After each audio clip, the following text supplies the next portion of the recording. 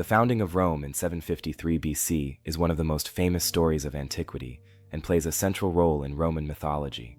According to the legend, Romulus and Remus were the sons of Mars, god of war, and Rhea Silvia, priestess of Vesta, god of fire, and their grandfather Numitor was the rightful king of Alba Longa, but his brother Amulius overthrew him and usurped the throne. To prevent Numitor's descendants from reasserting their claim to power, Amulius forced Rhea Silvia to become a Westerland to live a celibate life and have no children. She became pregnant anyway, and when Amulius found out about the twins, he had them left for dead. According to legend, Romulus and Remus were abandoned in a wicker basket on the banks of the Tiber River, but instead of dying, they were found by a she-wolf who suckled them. The shepherd Faustulus then took care of the boys and raised them with his wife, Acca Laurentia, and the brothers grew into strong and brave young men and became leaders of a group of shepherds and strangers. When they finally learned of their true origins, they turned against Amulius, overthrew him, and reinstated their grandfather Numitor as king. They then decided to build their own city to create a new home for their followers, but a dispute arose over the choice of location. Romulus preferred the Palatine Hill, while Remus preferred the Aventine. To decide, they decided to ask the gods for a sign. Remus first saw 6 vultures, but soon Romulus saw 12. This was interpreted as a sign that the gods favored Romulus. Nevertheless, the dispute continued, and Romulus is said to have killed his brother in a heated moment after Romulus mocked the city walls built by Romulus, and thus Rome was named after its founder Romulus. After the founding of Rome, Romulus organized the city and created the first social structures. Since the city was initially made up of only men, Romulus is said to have started the Sabine robbery, in which women were kidnapped from the neighboring Sabines in order to increase the population of Rome. This led to a war with the Sabines, which eventually ended in a compromise. The Sabines agreed to unite with the Romans, and Rome grew stronger. While the legendary story of Romulus and Remus has been accepted as historical fact for centuries, archaeological finds show that small settlements existed in the hills that would later become Rome as early as the 8th century BC. These settlements consisted of simple thatched huts and probably belonged to a Latin or Etruscan community. The region of Latium, where Rome is located, was a cultural center with a mixture of influences from different peoples, including the Etruscans, Sabines, and Greeks, and early Roman society was strongly agrarian, and the first rulers were probably tribal leaders who managed small communities. The Roman royal period began with the legendary founding of Rome in 753 BC by Romulus, the first king of Rome. Romulus laid the foundations of Roman society by first gathering around him a group of comrades who formed the basis of the Roman population.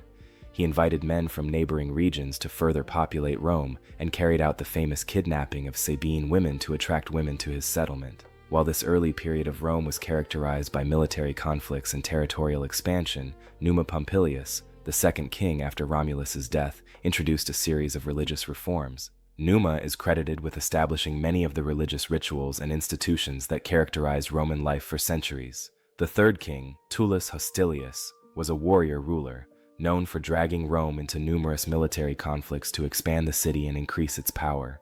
He significantly expanded Rome's territory by conquering the neighboring cities of Alba Longa and other parts of Latium. The fourth king, Gaius Marius, continued the expansion by building the port of Ostia and thus strengthening Rome's commercial relations, and at the same time contributed to the consolidation of Roman power, both militarily and economically.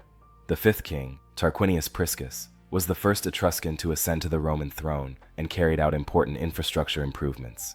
During his reign, the first major construction projects were carried out, such as the construction of the Cloaca Maxima, one of the oldest sewage systems in the world, and the extension of the Roman city walls. But his reign was also characterized by conflicts with the Roman aristocracy. The sixth king, Servius Tullius, also implemented important reforms, such as the introduction of the census and the reorganization of the Roman army, establishing a military system that would form the basis for Rome's expansion. He also created the Serbian Wall, which protected Rome from external threats, and Tarquinius Superbus became the seventh and last king of Rome. Under his rule, the Kingdom of Rome became one of the most powerful cities in Italy. However, he also implemented authoritarian measures and came into conflict with the aristocracy. Tarquinius Superbus's tyranny eventually led to his expulsion. The spark for the collapse of the monarchy was the rape of his daughter Lucretia by the royal son Sextus Tarquinius, which led to an uprising. The Roman royal period ended with the overthrow of the last king, and from then on Rome was governed as a republic with a balanced distribution of power between various institutions such as the Senate, consuls, and popular assemblies. After the overthrow of the last Roman king, Tarquinius Superbus, in 509 BC, the Roman Republic was established, based on the idea that no single person should have absolute power and that the government should be distributed among various authorities and institutions. The most important political offices in the Republic were the consuls, who usually held two offices at the same time and had the highest military and administrative powers. Their terms of office were limited to 1 year, providing a certain degree of control and accountability, and the Senate, an assembly of experienced and wealthy citizens, also played a central role in the Roman Republic. It was initially an advisory body, but gradually gained increasing power and influence, especially in matters of foreign policy and legislation. The Senate represented the interests of the ruling upper class, the patricia, and played a decisive role in the formulation of Roman policy, but the Roman Republic was characterized not only by the consuls and the Senate. There was also a system of popular assemblies where Roman citizens, especially plebeians, could participate in political decisions. Over time, the plebs gained more and more political rights through struggles and social movements, making the Republic an increasingly inclusive political structure. Another important aspect of the Roman Republic was its legal system. Roman law, especially the Code of the 12 Tables, formulated in 451 BC, formed the basis of Roman law and later influenced the legal systems of many European countries. This law was a collection of rules and regulations that governed the public and private lives of Romans and protected citizens from arbitrary justice. Overall, the establishment of the Roman Republic was an important step in Rome's political development. The Republic enabled the self-government of the Roman people and laid the foundations for the subsequent expansion and rise of the Roman Empire. But despite the achievements of the republican system, from the very beginning it was characterized by tensions between various social classes and political institutions, which ultimately led to the fall of the Republic and the emergence of the Roman Empire. The struggles between estates that took place between the 5th and 3rd centuries BC were a series of social and political conflicts between the patricians and the plebeians, the two most important social groups in ancient Rome. The patricians were the aristocratic upper class that initially held political and religious power in Rome, while the plebeians were the common people who were politically and legally disadvantaged despite being considered free citizens. At the beginning of the Roman Republic, the patricians held almost all important offices and privileged positions. They controlled the consulates, the military leadership, and the Senate, and the plebeians had little influence over political decisions and were largely dependent on the patricians. In the first centuries of the Republic, the plebeians sought to improve their political power and social position by fighting against patrician domination. The first major conflict took place in 494 BC, when the plebeians marched out of the city of Rome in a kind of popular uprising called the Secessio Plebis and gathered at Mons Sata to demand political change. From this moment on, the patricians began to make concessions to the plebeians, and a series of reforms were introduced that changed the balance of power between the two groups. One of the first major achievements of the plebeians was the introduction of the office of the tribunes of the people, judges specially created to represent the interests of the plebeians and protect their rights against the machinations of the patricians.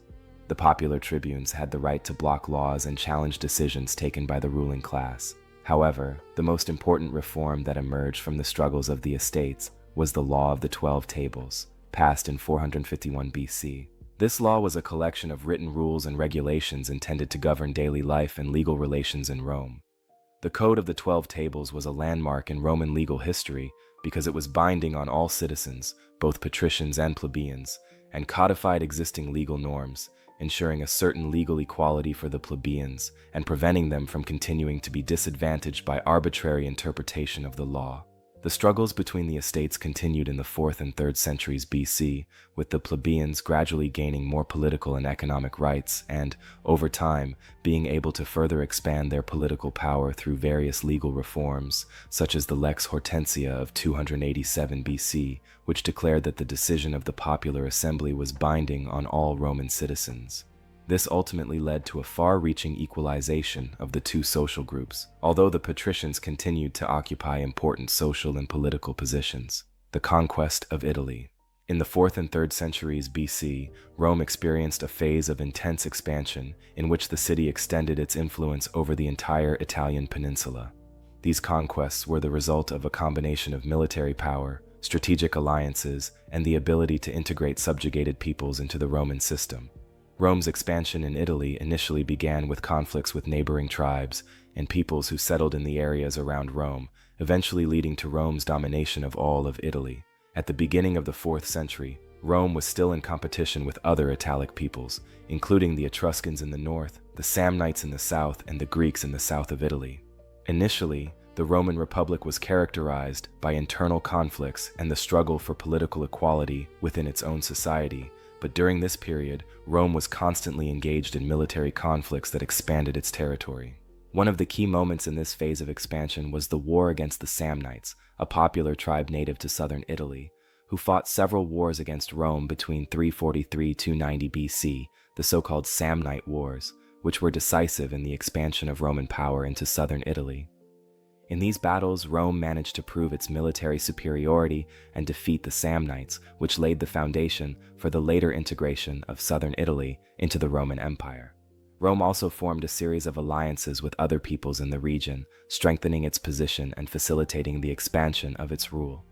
In the years following the Samnite Wars, Rome continued its expansion and managed to bring under its control the Etruscan cities and territories in the north and the Greek colonies in the south. A striking example of this is the Roman conquest of the Etruscan city of Veii in 396 BC, considered one of the most important Roman victories of the period. Control of Veii and other Etruscan cities strengthened Rome's position in central Italy and secured Rome's control over trade routes and important resources. Rome also acted skillfully to minimize resistance from subjugated peoples. After conquering cities and peoples, Rome offered them a system of Roman citizenship, or confederation, which gave the subjugated peoples a certain degree of autonomy while ensuring their loyalty to Rome. This system allowed Rome to expand its military and political control without constant conflicts with local populations, and the decisive event that paved the way for full control over the Italian peninsula was the war against the Macedonian Empire and Hellas in the 3rd century BC, triggered by Rome's gradual expansion in the Mediterranean region. The Battle of Pyros, fought between 280 and 275 BC against Pyrrhos of Epirus, demonstrated Rome's growing military power and led to the Greek conquest of southern Italy. It was a remarkable victory for Rome, facing a powerful opponent whose armies were among the best of their time. By the end of the 3rd century BC, Rome had conquered almost all of Italy, except for a few remote mountain valleys. Rome's expansion was largely complete at this point, and Rome began to spread its resources and military power throughout the Mediterranean region. The expansion of Roman rule over the entire Italian peninsula was not only a military success, but also a political achievement that paved the way for Rome to become one of the most powerful and important civilizations of the ancient world, and the integration of the various Italian peoples into the Roman system promoted the creation of a unified Roman state and contributed to the emergence of a common identity based on Roman values and institutions. This process of conquest and integration made Rome the dominant power in Italy and laid the foundations for its later expansion across the Mediterranean. The First Punic War was a major military conflict between Rome and Carthage for supremacy in the western Mediterranean between 64 and 141 BC, and began when a dispute over control of the island of Sicily escalated between the two great powers. The initial cause of the war was Rome's support for the city of Messana, which was occupied by mercenaries known as Mamertines. Messana felt threatened and sought help from both Rome and Carthage, and Rome, which did not have a large military presence in the Mediterranean at the time, saw this as an opportunity to expand its influence in the region. Rome decided to support Messana, which angered the Carthaginians, who already had considerable influence in Sicily. The Carthaginians then declared war on Rome, marking the beginning of the First Punic War. Rome had little experience in naval warfare, while Carthage had a strong and experienced naval force. Nevertheless, the Romans managed to build their own navy and successfully resist the Carthaginians. Of particular note was the development of the corvus, an innovative war machine that allowed the Romans to board ships and engage in close combat, which benefited Roman forces already well trained in land warfare. And in 260 BC, the Romans won their first significant victory at the Battle of Mylae, where they defeated the Carthaginian fleet. Although Carthage initially retained control of the sea, Rome gradually gained the upper hand in the war, and the war lasted for several years, with numerous naval battles and land battles in which control of Sicily repeatedly changed between the two powers. A decisive turning point in the war was the Battle of Ecnomus in 256 BC, when the Roman fleet won one of the greatest naval victories of antiquity. Despite this victory, the Romans could not completely defeat the Carthaginians, and the war finally ended in 241 BC, with another Roman victory at the Battle of the Agadi Islands, forcing Carthage to sign a peace treaty. The Treaty of Lutatius Casilianus ended the First Punic War and set the terms of peace. Carthage would cede Sicily to Rome and recognize the island as the first Roman province. In addition, Carthage had to pay a high war indemnity and significantly reduce its navy.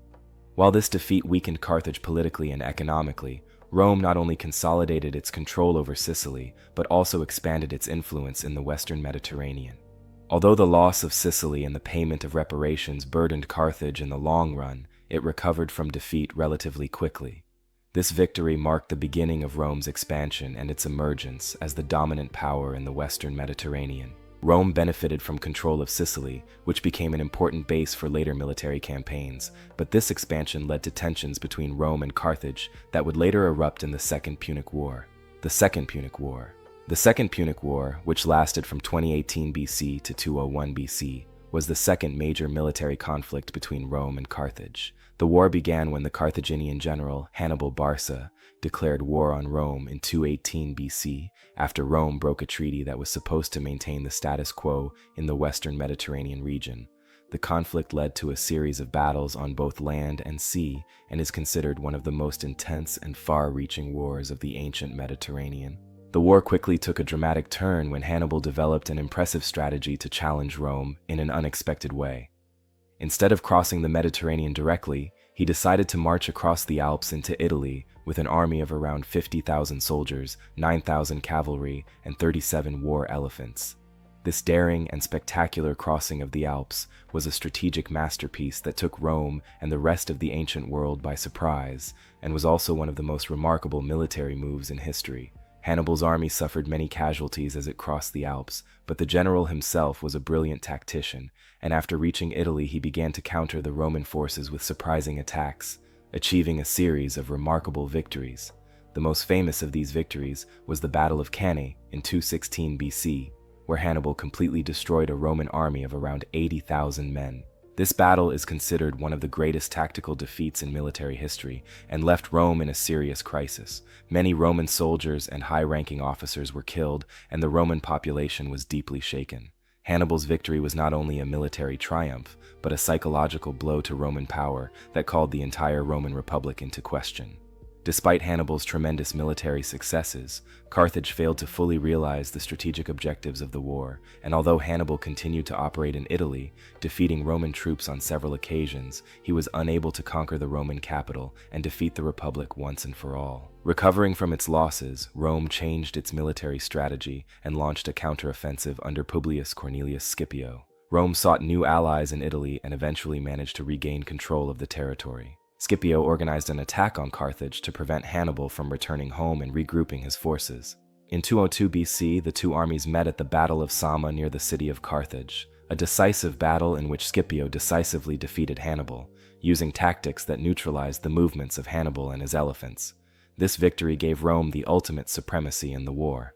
After the defeat at Zama, Carthage was forced to sign a peace treaty with Rome, ending the Second Punic War, and the terms of the peace treaty were harsh. Carthage had to surrender its navy, give up its territories in Africa and Spain, and pay Rome a high indemnity.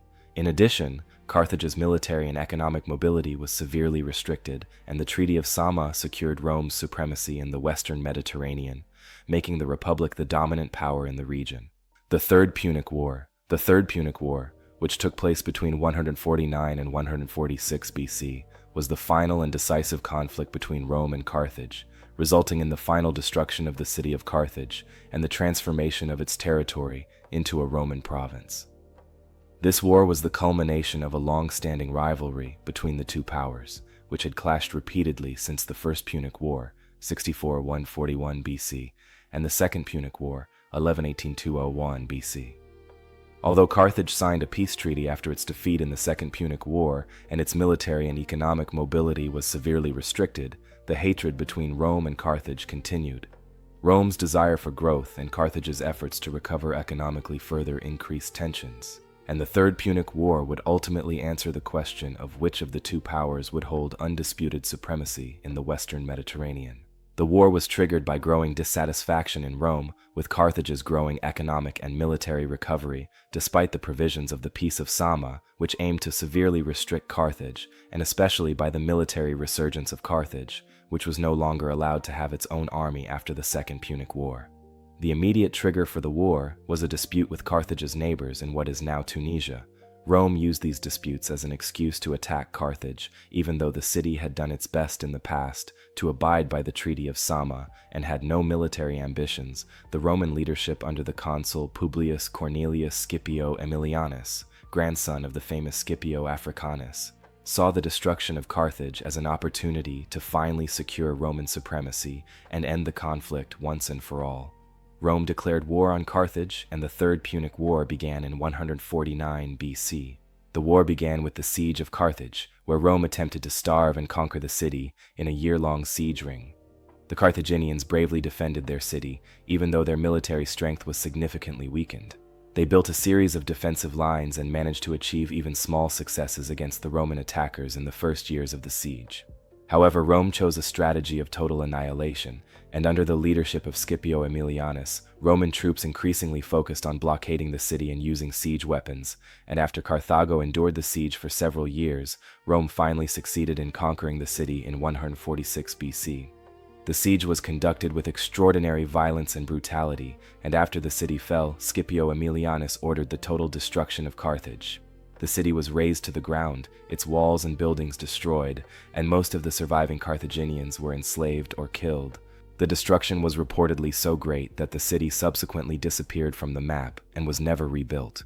The Third Punic War had far-reaching effects on the Western Mediterranean and the Roman Empire. First, the fall of Carthage ended the Punic threat and secured Rome's undisputed dominance in the Western Mediterranean. All of Carthage's territory, including North Africa, was incorporated into the Roman province of Africa, significantly increasing Roman expansion and influence in the region, and the war contributed to Rome's emerging dominance in the ancient world. The Roman victory over the Greek states in Macedonia in 146 BC led to the transformation of Greece into the Roman province of Achaia. Rome's expansion in Greece did not begin suddenly in 146 BC, but was the result of years of tension and military conflicts between Rome and the Greek states. Rome had been exerting increasing influence over Greek cities and kingdoms since 200 BC. Initially, Rome intervened in Greece's internal conflicts and supported various Greek cities in their political struggles against rival powers, such as the Macedonian Empire. This led to increasing Roman interference in Greek affairs, which increased distrust and tension between Roman and Greek leaders. The decisive turning point in this conflict was the Third Macedonian War of 171–168 BC, which resulted in Rome's victory over the Macedonian Empire under King Perseus and significantly strengthened Rome's power base in Greece, with Macedonia becoming a Roman province in 146 BC. However, the Greek states themselves, involved in political and military conflicts as city-states, also began to feel the effects of Roman control. Rome's direct advance into Greece came in 146 BC, when the Greek city of Corinth, which had rebelled against Roman hegemony, was defeated in a last desperate stand by Roman troops under the consul Lucius Mummius. The victory over Corinth was not only a military but also a symbolic act. Corinth was one of the most famous cities in Greece and was considered a cultural and economic center.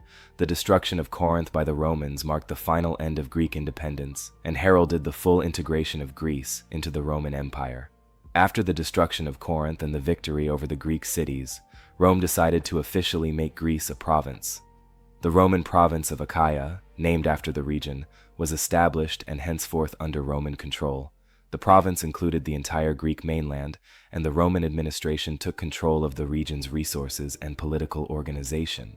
Although Greece officially became part of the Roman Empire, it retained a certain autonomy, especially in cultural terms. Many Greek traditions, philosophies, and arts continued to find their place in the Roman Empire, which meant that Greek culture and heritage had a lasting impact on Roman society, and the Roman victory over Greece had not only political and military, but also cultural repercussions.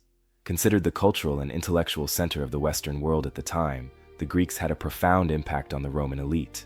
Many Roman citizens and politicians admired Greek philosophy, art, and literature, and began to integrate Greek ideas into their political and social structures, while Roman architecture and art were inspired by Greek models, leading to a fusion of the two cultures.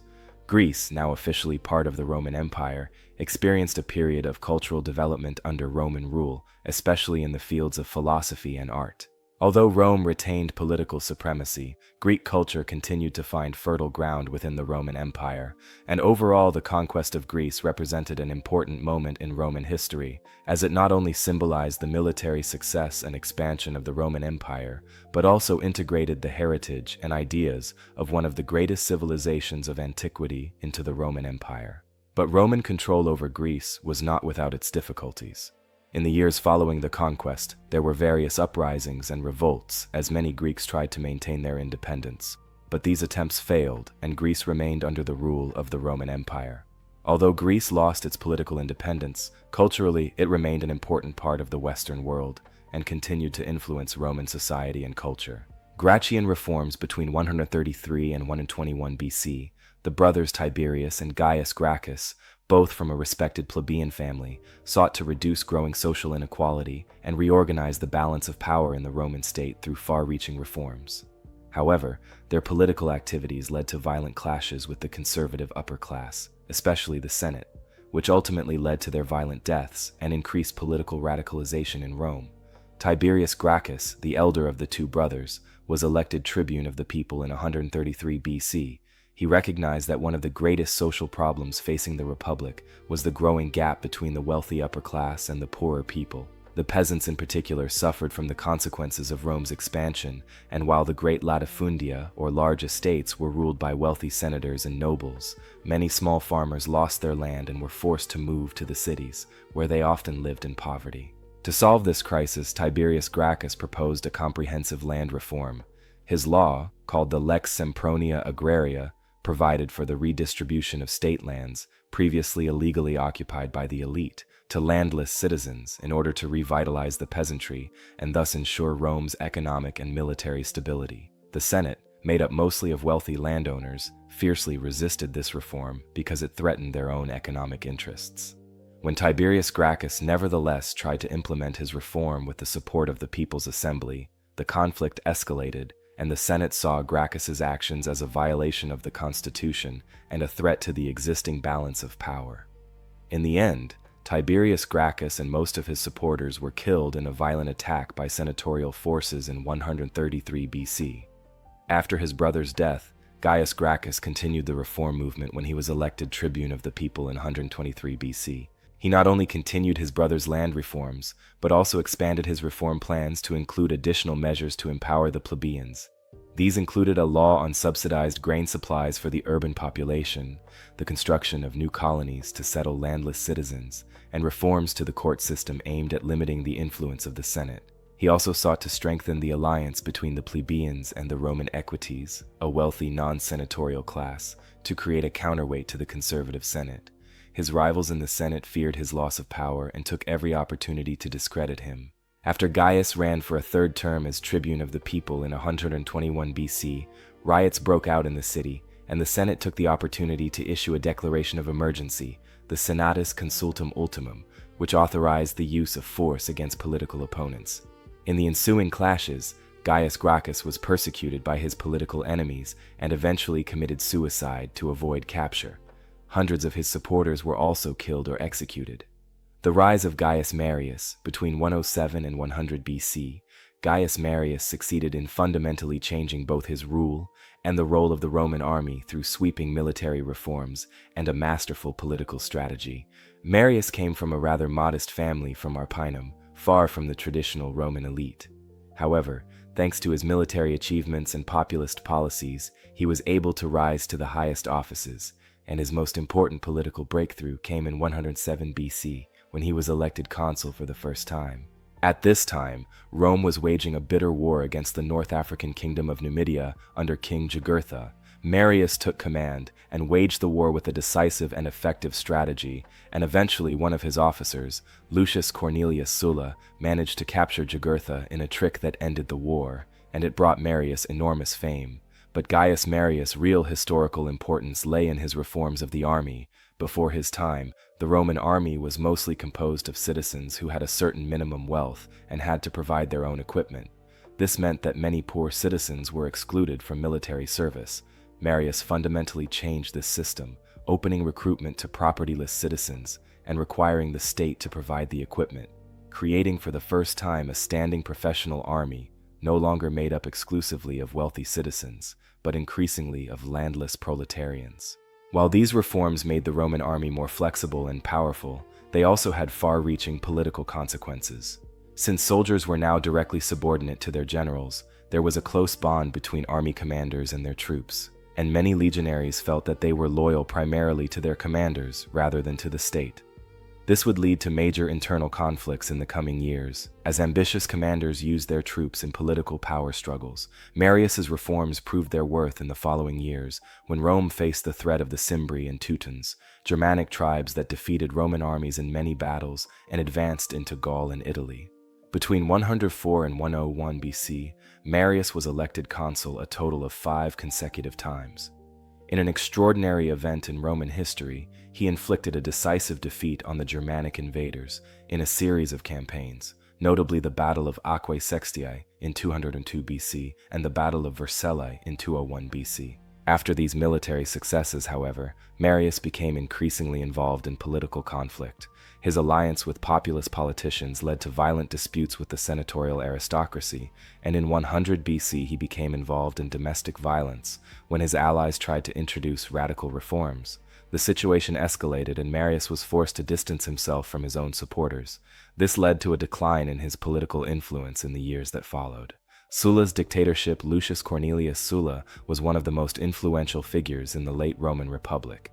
His dictatorship, which lasted from 82 to 79 BC, marked a turning point in Roman history, as he took unprecedented measures to secure his power and reshape the political order to his liking. His rule became particularly famous for the so-called proscriptions, a ruthless purge in which he eliminated his political enemies. Sulla came from an ancient but poor patrician family and rose to the highest offices thanks to his military achievements and political skills. His career was closely linked to Gaius Marius, who appointed him as an officer during the Jugotin War. However, when Sulla took a leading role in the Republic's political conflicts in the 80s BC, the two men became bitter rivals. The trigger for his coup was a power struggle for command in the war against Mithridates VI of Pontus. Originally, Sulla was scheduled to be commander-in-chief, but the Senate withdrew his command in favor of a supporter of Marius. Sulla then marched on Rome with his legions in an unprecedented move in the history of the Republic and secured his reinstatement. After briefly bringing Rome under his control, he moved east to fight against Mithridates. While Sulla was away, his opponents took control of Rome, led by Marius and his allies. Marius returned from exile and had most of Sulla's supporters executed, but Sulla returned to Italy with his troops in 83 BC after successfully ending the war in the east. He defeated the Populares in a bloody civil war and reconquered Rome. After his victory, Sulla appointed himself dictator in 82 BC with almost unlimited powers and began a massive political purge known as the Prohibition. Lists of the names of his opponents were published. Anyone on the list could be killed with impunity and the victim's property confiscated and distributed to Sulla's supporters. Thousands of senators, knights, and ordinary citizens fell victim to these purges, while Sulla consolidated his control over the state.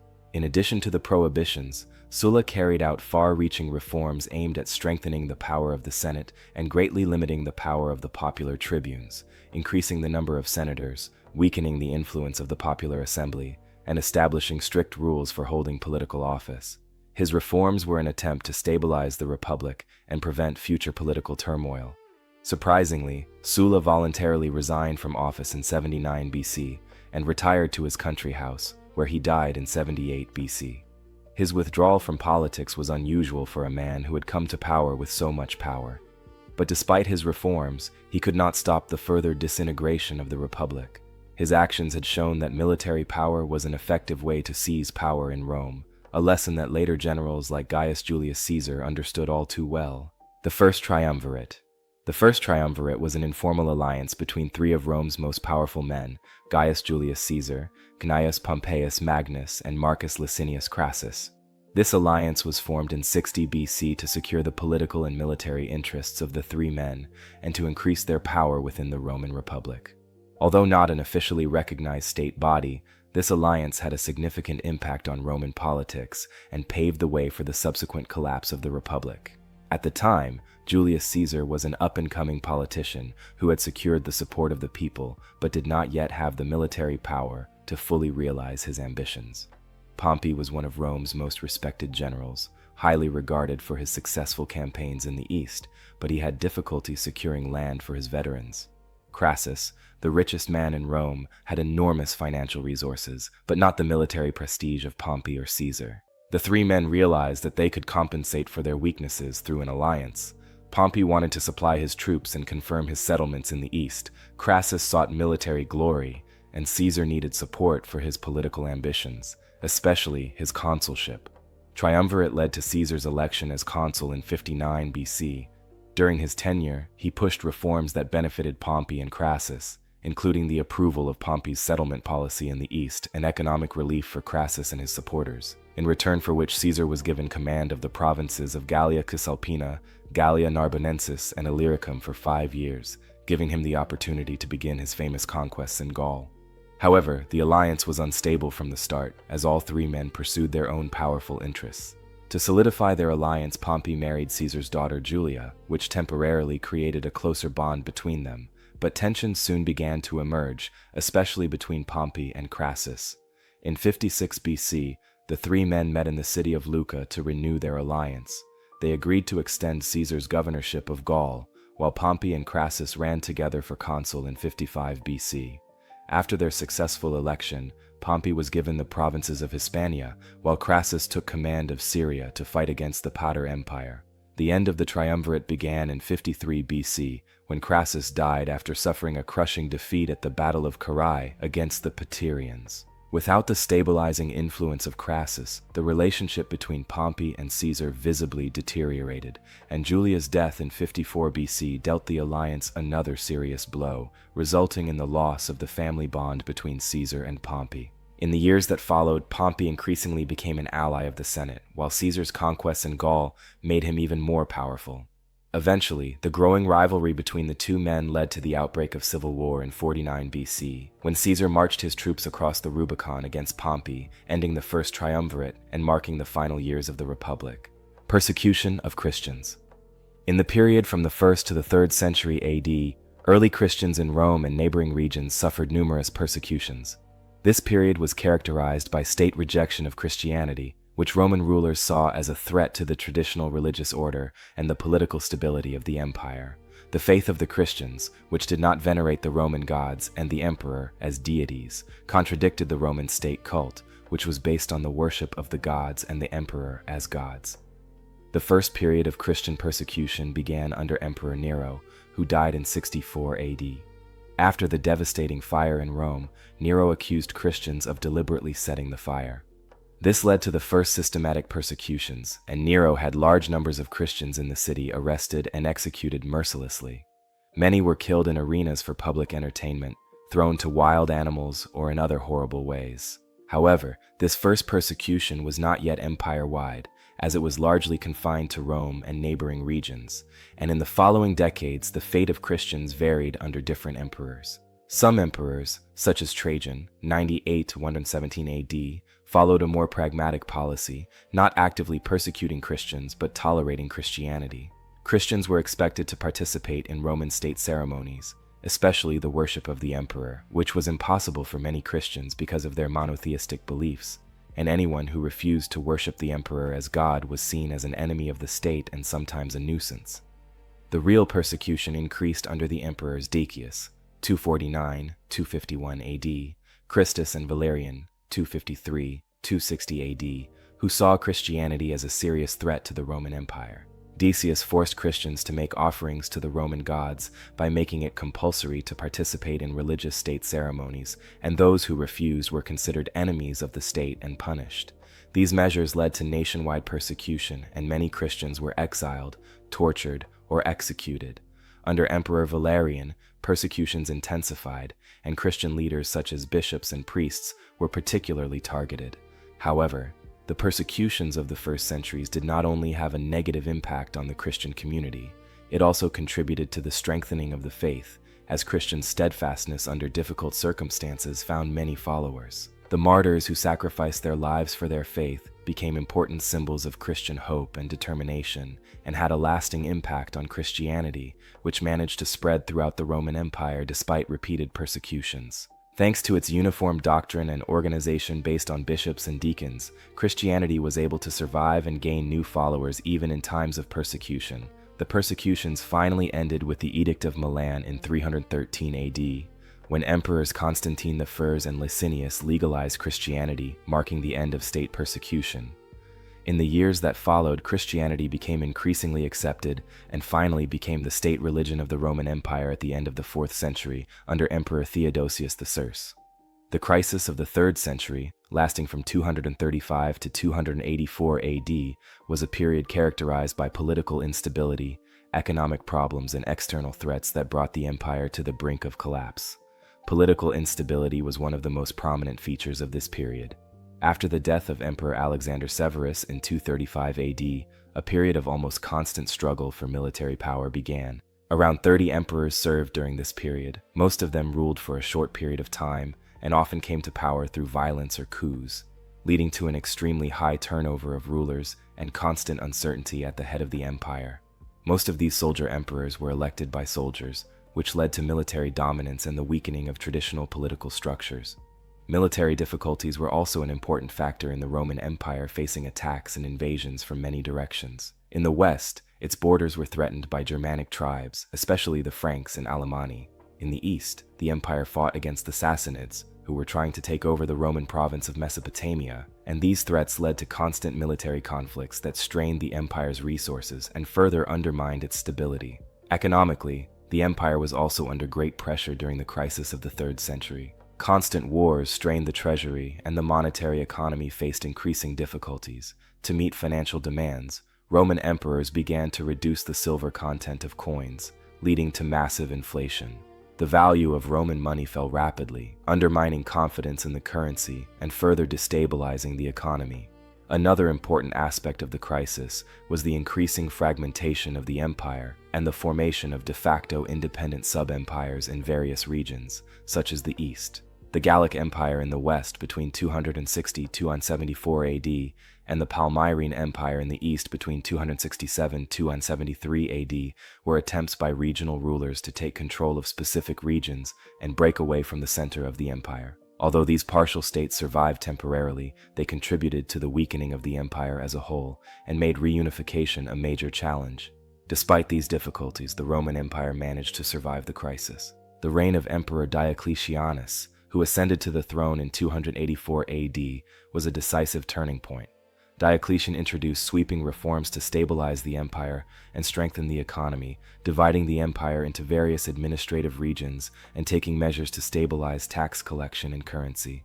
He also reformed the military and strengthened the empire's borders, enabling it to fend off external threats more effectively.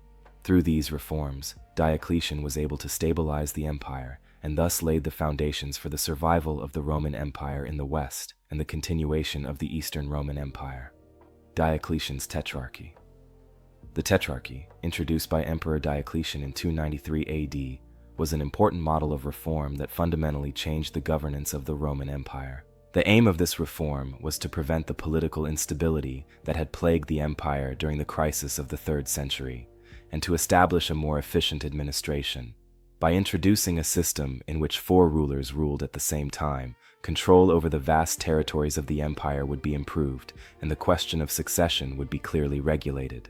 Diocletian recognized that the Roman Empire had become too large and complex to be ruled effectively by a single ruler. To overcome this problem, he shared power with 3 other co-rulers. The tetrarchy system consisted of 2 Augusti, senior emperors, and 2 Caesars, junior emperors, each ruling different parts of the empire. Diocletian himself ruled as Augustus in the east, while Maximian ruled as the 2nd Augustus in the west.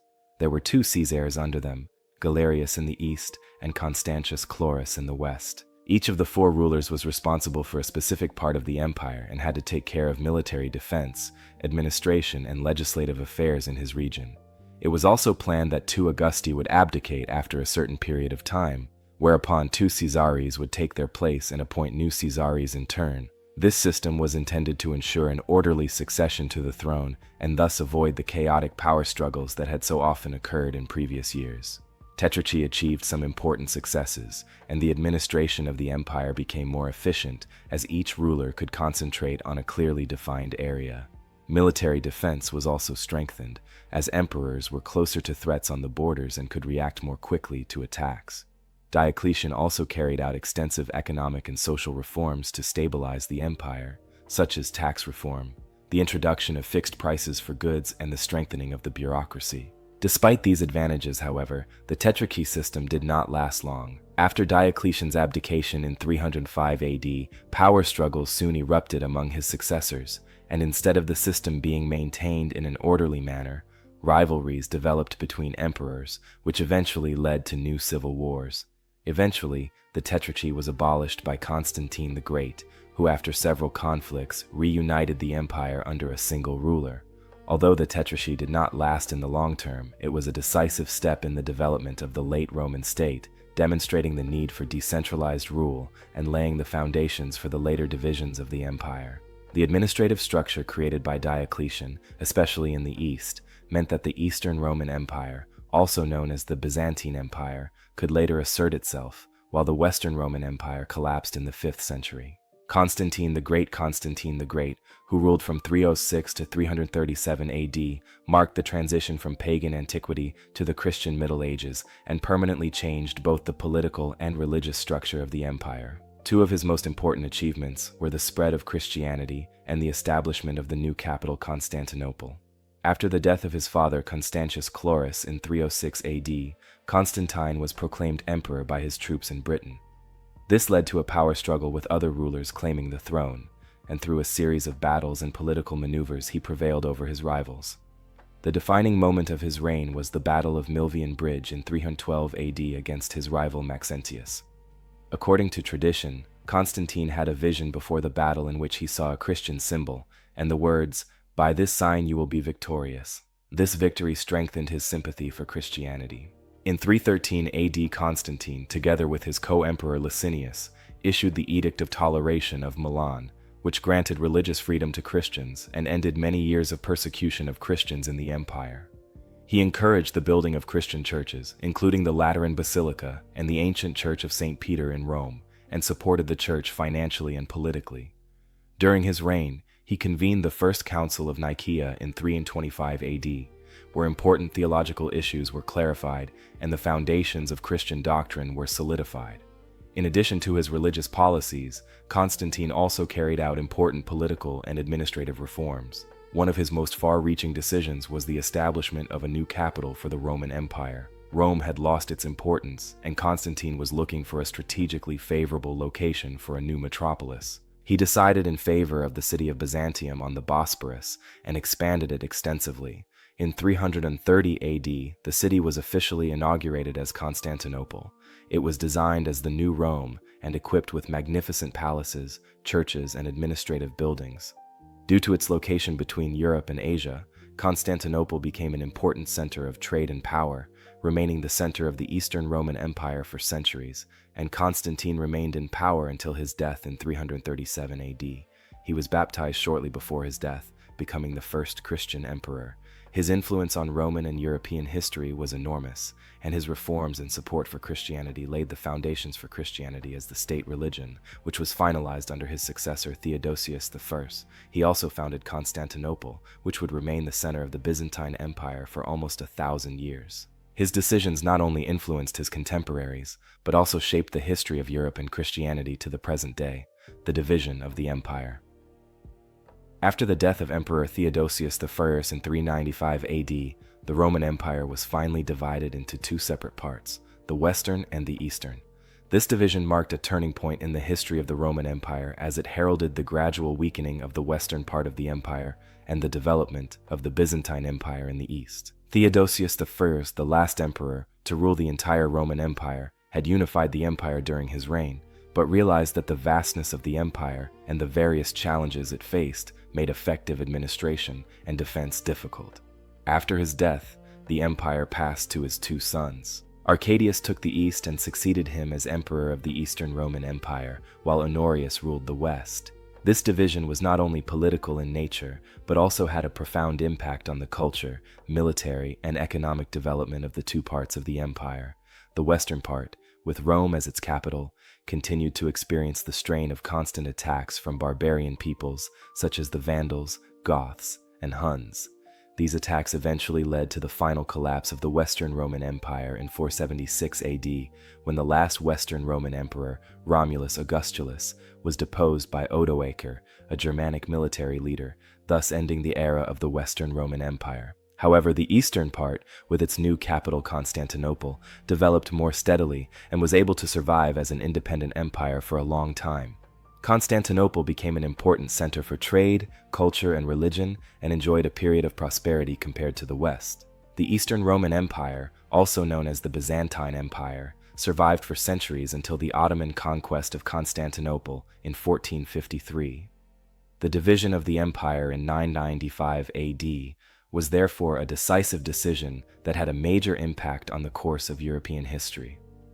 While the West could not withstand the challenges of the migration of peoples and internal political conflicts, the East managed to preserve its structures and become a cultural and economic power, and this division contributed to the permanent creation of two political entities whose paths continued to diverge for centuries.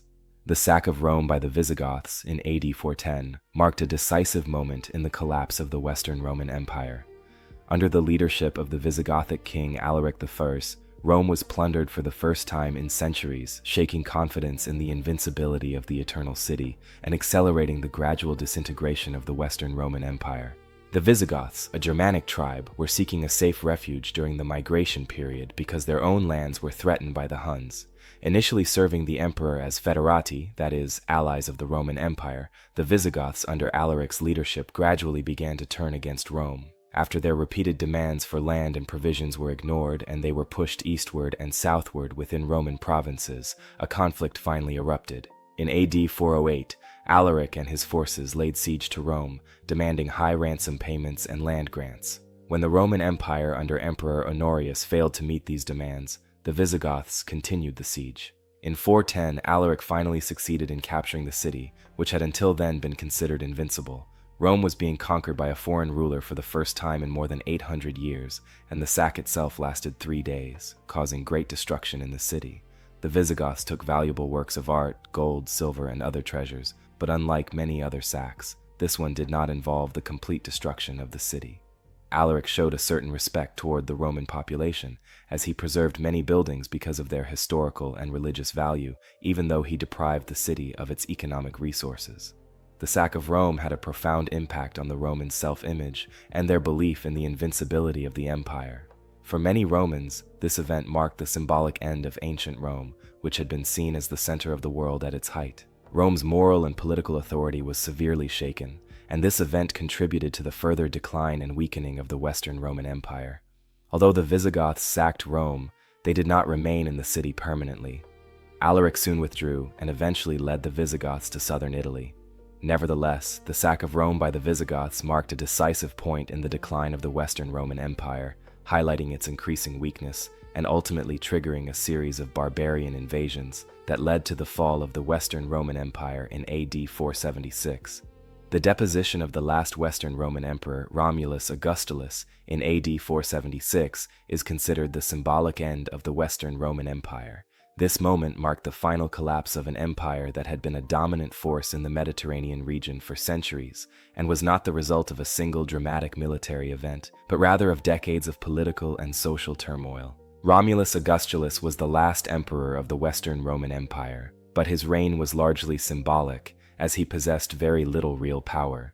In reality, he was a young emperor under the influence of his family and a group of officers, and the Western Roman Empire at this time was already severely weakened by both internal political instability and external attacks by various barbarian peoples, such as the Vandals, Franks, and Visigoths. The Roman army, traditionally the main pillar of imperial power, had also disintegrated and come under the dominance of barbarian mercenaries who no longer felt any loyalty to the Roman state. The man who deposed Romulus Augustulus was Odoacer, a Germanic military commander who served as commander of the Roman troops within the empire. Odoacer had gained increasing influence in the western part of the empire in the preceding years as the center of power in Rome continued to collapse. In AD 476, Odoacer realized that the last emperor, Romulus Augustulus, no longer held any real political significance and seized the opportunity to take power into his own hands, deposing Romulus Augustulus without encountering significant resistance and sending him into exile. Instead of appointing himself emperor, Odoacer declared his allegiance to the Eastern Roman Emperor Zeno in Constantinople, which was a striking decision. In doing so, he dispensed with the imperial title. While this did not officially abolish the Western imperial dignity, in practice Western imperial rule had effectively ended. As a result, the Western Roman Empire was now de facto a vassal state of the Eastern Roman Empire, and the Roman emperor in the East, Zeno, continued to hold theoretical supremacy. Although Odoacer's rule is seen by many as a transitional period, the fall of the Roman emperor and the increasing dominance of Germanic peoples in former Roman territories contributed to the emergence of new political structures that heralded the transition to the Middle Ages in Europe.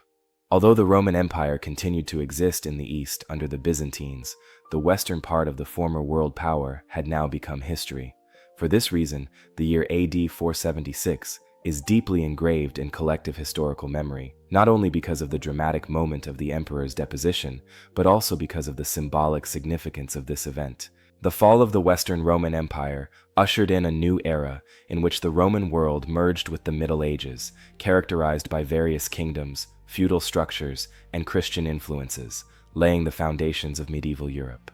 The Eastern Roman Empire, also known as the Byzantine Empire, represented the continuation of the Roman Empire in the East and outlasted its Western counterpart, which collapsed in AD 476 with the deposition of the last Western Roman emperor. While the Western Roman Empire fell after centuries of internal weakness and external attacks, the Eastern Roman Empire survived and even gained great political and cultural importance for a time.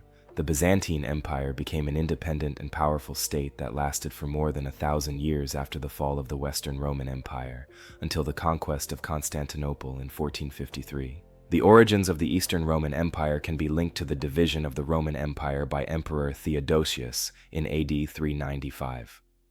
After his death, his sons became rulers of the West and the East, and the eastern part of the empire remained largely stable, with its capital in Constantinople, present-day Istanbul. Located strategically on the border between Europe and Asia, Constantinople developed in many areas and became a cultural, economic, and military center that preserved Roman traditions. The city and the Byzantine Empire as a whole continued to build a strong economy by benefiting from their proximity to trade routes between Asia, Europe, and Africa. Unlike the Western Roman Empire, which was destroyed by invasions of barbarian peoples such as the Goths, Vandals, and Franks, the Byzantine Empire managed to maintain military and political stability for a relatively long time. Especially in the first centuries after the division, the empire remained a significant power in the Mediterranean world under rulers such as Justinian I, who reigned from AD 527 to 565. Justinian even launched major military campaigns in an attempt to re-establish the Western Empire. However, these expansion efforts could not be sustained in the long term, and after Justinian's death, the empire began to lose territory, particularly to the Arabs and later to the Turks. Despite these military setbacks, the Byzantine Empire continued to survive by adapting to changing geopolitical realities and by maintaining its role as a cultural and religious center of Christianity. Constantinople remained the spiritual center of the Orthodox Church, and throughout the Middle Ages, the Byzantine Empire played an important role in preserving and transmitting ancient knowledge, as many ancient Greek and Roman texts were preserved in Byzantine monasteries and libraries, and later transmitted to the Western world by scholars, contributing to the cultural renaissance in Europe. Nevertheless, the Byzantine Empire was also exposed to threats from external powers such as the Arabs and later the Ottoman Turks. In particular, the spread of Islam in the 7th and 8th centuries posed one of the greatest threats to the empire, and the loss of vast territories in North Africa and the Middle East to the Arabs led to further weakening. Constantinople, however, remained an unshakable stronghold of Byzantinism. The decisive turning point came in the 11th and 12th centuries, when Byzantine power continued to erode. The Byzantines were unable to halt the advance of the Seljuks and later the Ottomans, and in 1204, the sack of Constantinople during the Fourth Crusade led to another dramatic decline of the Byzantine Empire, resulting in its temporary weakening and the establishment of the Latin Empire, which lasted until 1261.